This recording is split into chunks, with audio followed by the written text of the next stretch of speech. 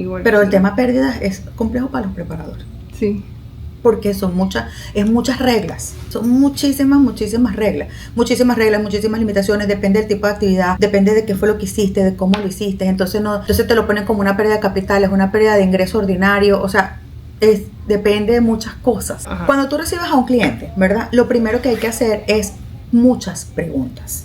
¿Por qué tienes que hacer muchas preguntas? Porque yo no puedo adivinar en qué trabajaste tú todo el año, yo no puedo adivinar cuáles fueron tus gastos, yo no puedo adivinar si tú emprendiste un nuevo negocio, si tú invertiste en acciones, en stock, hoy en día que todo el mundo está en la bolsa, si tú ganaste, ahorita hay un montón de gente apostando en juego y ganando dinero, todo eso se reporta. Si tú te encontraste dinero en la calle, eso es un ingreso, lo tienes que reportar. Si tú, o sea, todo eso es un insumo, esa es la primera parte cuando el cliente se sienta a conversar contigo, es hacer la entrevista. No es tírame todo, yo no te pregunto nada, que es la mayor parte de las veces lo que ocurre, que la gente, nadie le pregunta nada, simplemente entregan unos estados de cuenta, ahí la gente ni siquiera sabe cuándo, y terminaron los taxes, la gente no sabe qué le pusieron en los taxes, porque si a ti nadie te preguntó nada, es imposible que exista transmisión de pensamiento para que del mío, del tuyo, se pase al mío. Yo no hago así y me llega tu pensamiento para yo saber qué hiciste durante el año.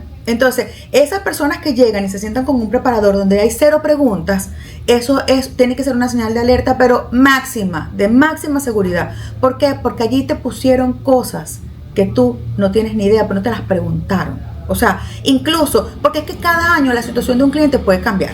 Tú a lo mejor todos los años trabajas para una compañía, pero el siguiente año resulta que hiciste Uber porque necesitaste más dinero o emprendiste un negocio en e-commerce, cosa que se está haciendo mucho ahora en TikTok, en Amazon, en cualquier plataforma de esta, o simplemente, mira, empezaste a hacer inversiones en la bolsa. Hoy en día el más pintado te llega con un portafolio de inversión porque se metió en Robinhood o cualquiera de estas compañías de inversiones. Entonces, si tú no le preguntas al cliente y el cliente no sabe, probablemente no te dé la información suficiente. Entonces, esa parte siempre es bien fastidiosa para el cliente porque hay que llenar un cuestionario y hay que hacer muchas preguntas. De hecho, el IRS, cuando en el voluntariado de Vita, cuando el cliente va a hacer los taxes, llena un formulario que es súper tedioso, que se llama el formulario 13614, que tiene 4 hojas llenas de letras chiquitas que tienen que ser completadas completo.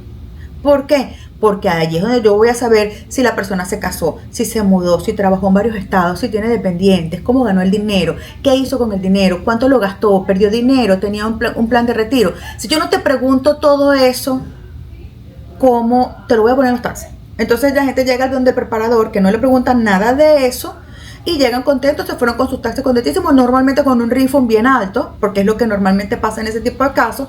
Pero ¿qué pasó allí? No lo sabes.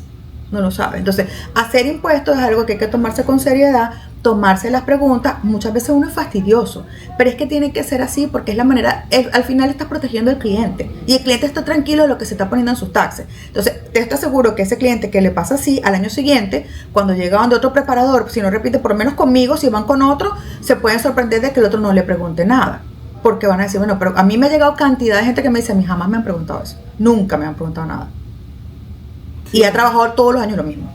Entonces, si eres un preparador nuevo, ¿cuál es la primera recomendación? 1. Tienes que tener un cuestionario para hacerle todas las preguntas a tu cliente. Es básico y fundamental porque ese es tu insumo. Luego, eso va a ir acompañado de todos los soportes que el cliente te va a entregar. El cliente tiene que darte todos los formularios que recibió de todos los trabajos que realizó.